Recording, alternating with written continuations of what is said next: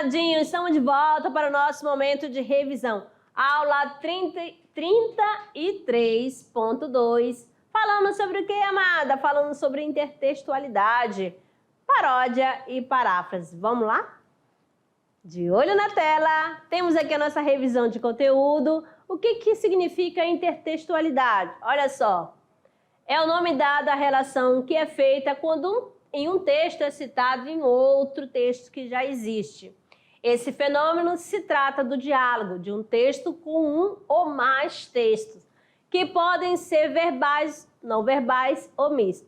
Como lá, você já sabe, a conversa entre dois ou mais textos, intertextualidade. Beleza? Nós temos aqui o texto original, pegando sempre Gonçalves Dias, né? Com a poesia Canção de Exílio. Minha terra tem palmeiras, onde canta o sabiá. As aves que aqui gojeiam, não gojeiam como lá. Vamos ver a intertextualidade no outro aqui, ó. Temos aqui. Minha terra tem Corinthians, onde canta o sabiá. Minha terra tem palmeiras, cada um tem o time que quiser. Olha só, o Bidu ficou chateado, né? Então você vê que a tirinha conversou ou não com a poesia de Gonçalves Dias? Claro que conversou. Qual foi a conversa? Quando ele começa, né, o diálogo, a conversa, fala assim: minha terra tem Corinthians, onde canta o sabiá. Aí o Amadinho fala bem assim: minha terra tem Palmeiras. Aí o Bidu fica tão pé da vida e fala: cada um tem um time que quiser. Beleza? Então, essa questão, usando na tira, é para causar o quê? Humor. Alguns tipos de intertextualidade. Nós temos alusão, faz referência a elementos de outros textos de maneira indireta, ou seja, implícita. Temos a citação, quando é acrescentado parte de outros textos em produção textual, o que gera a intertextualidade direta. Epígrafe, complemento de parágrafo ou frase no texto produzido que se relaciona com o outro. E a paráfrase, recriação de um texto com a mesma ideia do texto fonte. E paródia é a subversão de um texto original de maneira crítica ou satírica. A diferença, né, entre intertextualidade implícita e a explícita. Implícito, produções que, apesar de referenciar informações, conceitos e dados já apresentados por textos anteriores, não farão como cópias integrais, né, verdade, nem com indicação explícita. O modo explícito é menos evidente, não é tão fácil identificá-la. Exige do autor conhecimentos prévios, ou seja, apresenta semelhanças ou cópia do trecho original. Beleza? Olha aqui na tirinha intertextualidade explícita, que nós temos aqui, ó. Por favor, conta só mais uma mentira. Você já conhece a história de quem? Do Pinóquio. O que acontece com o Pinóquio? Quando ele falta com a verdade, o nariz cresce. Então, aqui essa tirinha, ela está fazendo a intertextualidade explícita. Então, mas é necessário que você conheça a história do Pinóquio. Belezinha? Então, amadinhos, terminando aqui a nossa revisão da aula 33.2. E daqui a pouco eu retorno com o nosso Tirando Dúvidas. Até lá!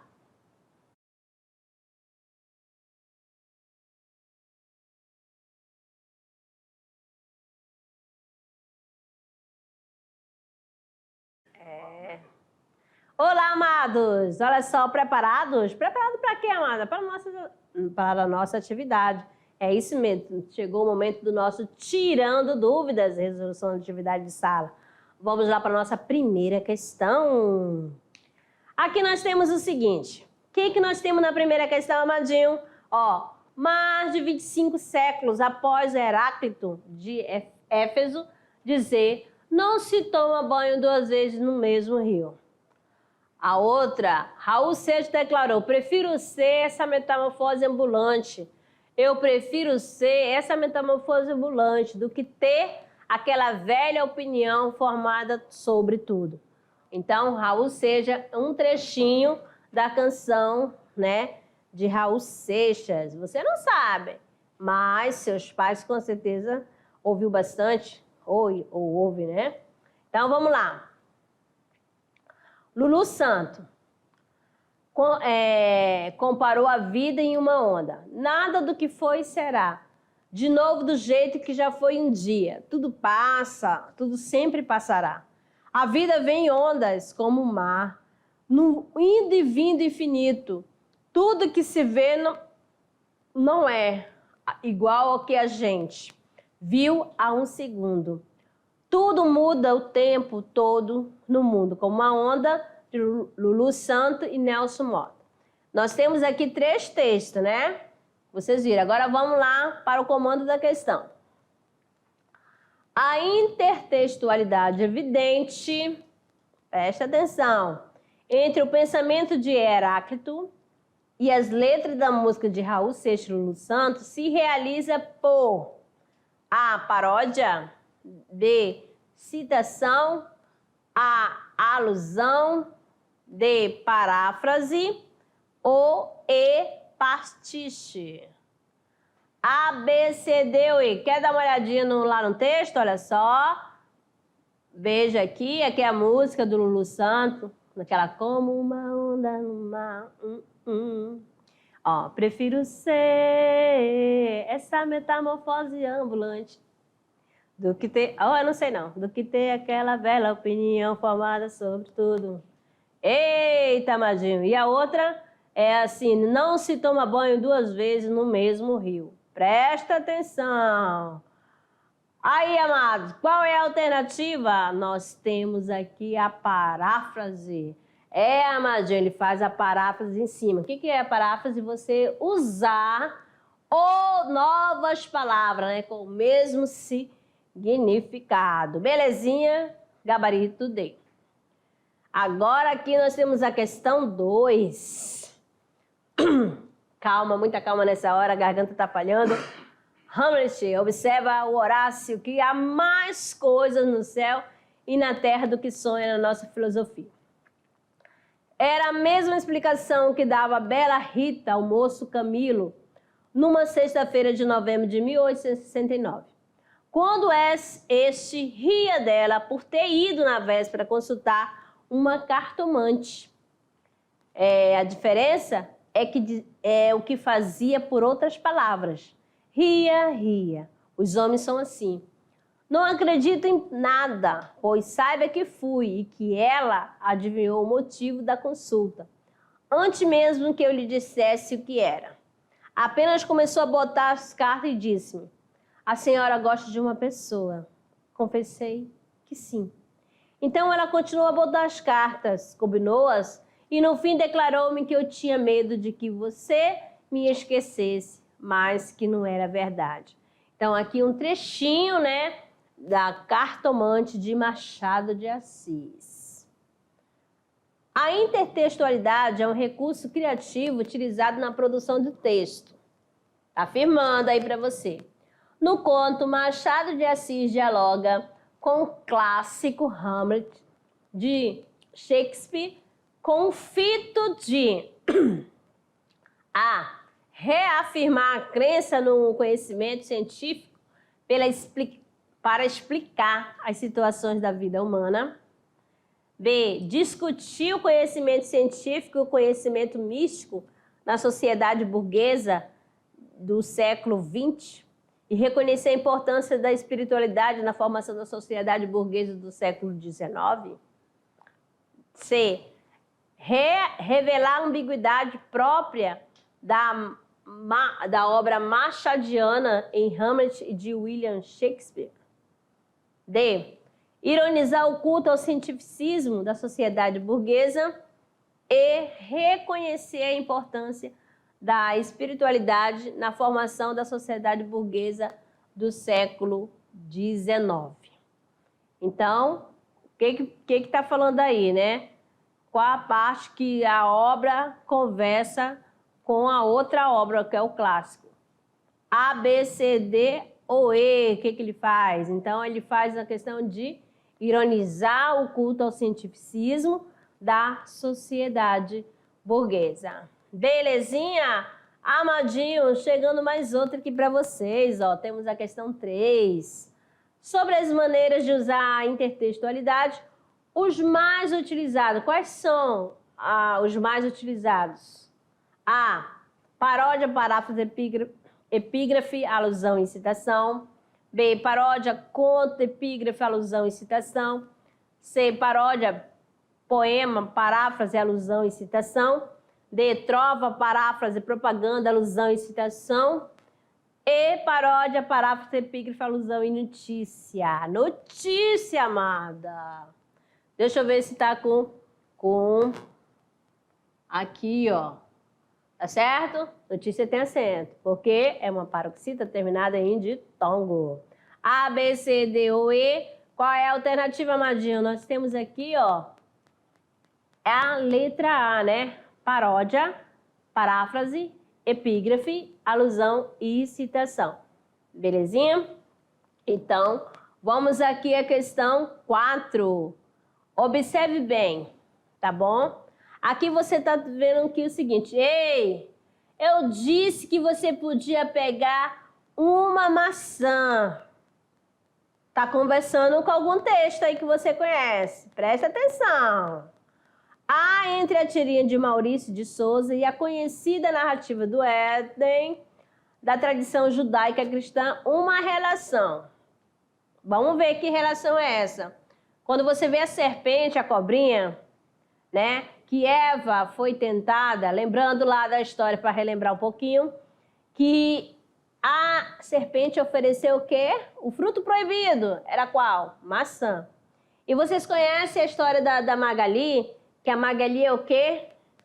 Ela é comilona, né? Ela é gulosa. Olha só, a cobra, né? A serpente ofereceu, só que ela falou uma. E o que ela fez? Ela pegou várias. Então, vamos lá.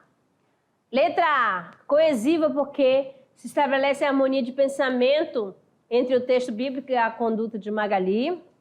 B, hiperbólica, porque se destaca o exagero intencional da ação da personagem em relação à conduta de Eva na narrativa bíblica.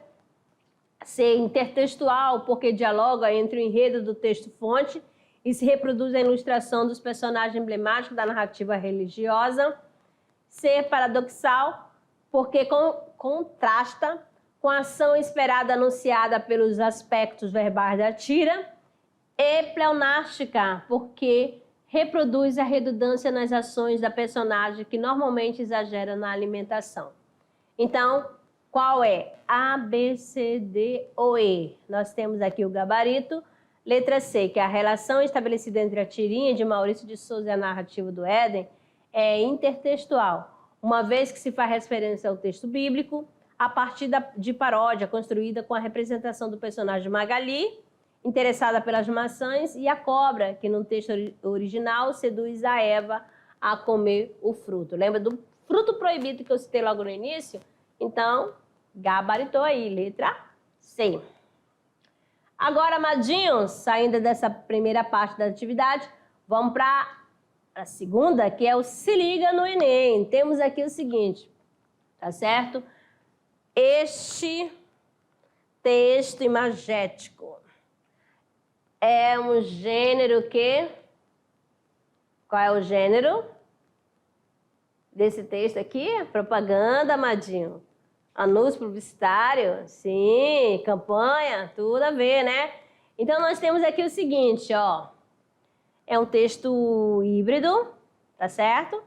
Tem linguagem verbal e não verbal. Você vai observar bem. Esse PET é descartável. Lembrando que toda vez que você for fazer uma interpretação textual, não adianta pegar só uma parte, ainda mais quando tem um texto híbrido. Você vai analisar o todo, tanto a imagem quanto as palavras, né? O que está escrito, a mensagem, tá certo? Nós temos aqui, ó, você olha, esse PET é descartável. E você olha por que é o PET que ele está apontando que é descartável. Ó, esse aqui, ó, a garrafinha de plástico. Agora, esse, não. que fala aqui que não é descartável? O cachorrinho, que é um pet. Não é assim? Então pronto, amadinho. Ó, abandono é crime, lei, pronto, já sabe que é de uma campanha, né? Aí vamos lá, ao comando da questão. A associação entre o texto verbal e as imagens da garrafa e do cão configura recurso expressivo que busca a. Estimular a denúncia de maus-trato contra animais. B. Desvincular o conceito de descarte da ideia de negligência. C. Incentivar a campanha de adoção de animais em situação de rua. D. Sensibilizar o público em relação ao abandono de animais domésticos. E. Alertar a população sobre as sanções legais acerca de uma prática criminosa. Qual é a associação entre o texto verbal e as imagens? A, B, C, D ou E, amados? Temos aqui o gabarito. Letra D. Vamos lá, para a justificativa.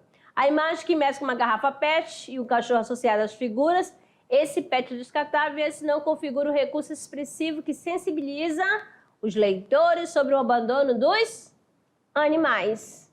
Tá certo? Quem prestou atenção na hora que eu iniciei a fazer a leitura lá do anúncio, da campanha, né, publicitária, com certeza gabaritou. Belezinha? Amados, terminando aqui, vamos para a parte do relaxamento, que é o nosso clube de leitura. Já estamos na unidade 2, é isso aí, ó. Temos A Marca de uma Lágrima, de Pedro Bandeira. Ai, amado, eu amo essa história. Isabel, não vou nem contar a história para vocês, que eu quero que vocês leiam. Vamos lá, o livro relata a história de uma adolescente de 13 anos chamada de Isabel. Nele, ela é convidada para uma festa de aniversário de seu primo Cristiano e leva com... Eita, amadinha, que é isso, amada? Ó, isso aqui não. Ó, leva consigo, beleza? Consigo sua melhor amiga chamada Rosane. E o que vai acontecer nessa festa, então? Ficou curioso? Então, pega o livro e vai ler. Beleza? Então, essa aqui é a unidade 2, A Marca de uma Lágrima, de Pedro Bandeira. E agora, amado, quais são as escolas que serão homenageadas? Será que é a sua? Será que você já enviou essa foto? Vamos lá, então, amadinha. Temos aqui a Escola Ricardo Cantanide, Extensão Vinícius de Moraes, professora Keila. Obrigada, amada. Olha só, cumpriu com essa palavra. Os amadinhos aqui todos estilosos. Beleza? Mais outra escola. Tem uma escola, de novo, Ricardo Cantanide, mas só que é do Polo Arco-Íris. Tá certo? A sede é Ricardo Cantanide, mas o Polo Arco-Íris. Quem é a professora? Elísia Terto de Lima. A amadinha também quis sair na foto. Ela se jogou na frente dos amadinhos. Tá certo? A professora Elísia. Um forte abraço para você, ó. Então, obrigada por quem contribuiu. E vamos à mensagem do dia. Ler é beber e comer. O espírito que não lê emagrece, como o corpo que não come. Olha só, Victor Hugo. É isso aí. Terminando a nossa aula. Ai, chegou ao fim. Mas, amadinha, não fique triste não. Se você ainda não apareceu, estou guardando a sua foto, a foto da turma. Professores presenciais, por favor, olha o nosso combinado, tá certo? Agradeço a todos pela participação e até a próxima.